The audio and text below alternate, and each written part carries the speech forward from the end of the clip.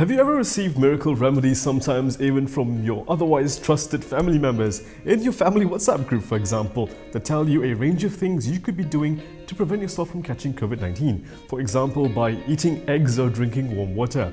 Or overly dramatic texts that tell you the government is going to impose a total lockdown at midnight, making you think panic buying would be a great idea. We've all seen this happen, and day by day more and more not so smart fake news is making its way into our lives via our smart devices.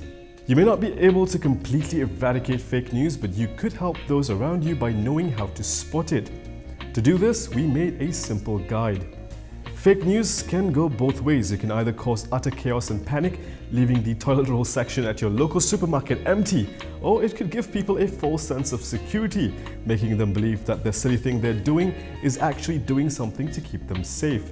And when it involves an infectious disease, the stakes are just too high, because lives may be on the line. So here are 4 simple steps you can take to spot fake news. The first step, ask yourself, is this evoking your emotions? People who create false news know that when you are emotional, you are more likely to react. False news usually panics, excites, saddens, or angers you. When you are emotional, please stop and think, can you verify this piece of news?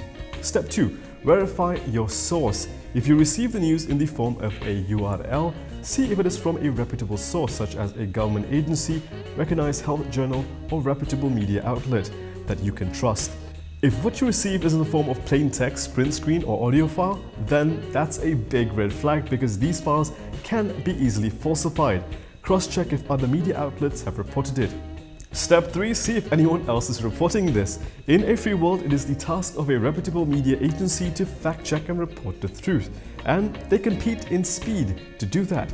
If you see shocking news like this story about Queen Elizabeth testing positive for COVID-19, but even the BBC is not carrying it, you know it's fake. Step 4. How do I know if a website is genuine? If you see information on social media, check if it's from a verified account. Facebook and Instagram acknowledges trustworthy account users by awarding them blue badges.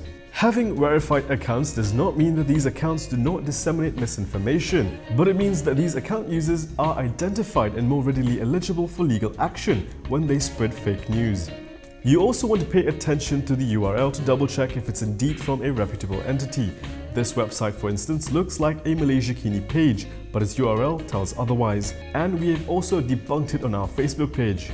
Also remember, there is a heavy price to pay for spreading fake news. Under Section 233 of the MCMC Act, anyone convicted with improper use of network facilities of disseminating false or menacing information may be fined up to 50,000 ringgit. Or jailed up to 1 year, or both. So if you can't be sure the news you're sharing is genuine, then it's best to just not share it. If you can fact check and debunk it, do so with the sender and break the fake news chain before it spreads.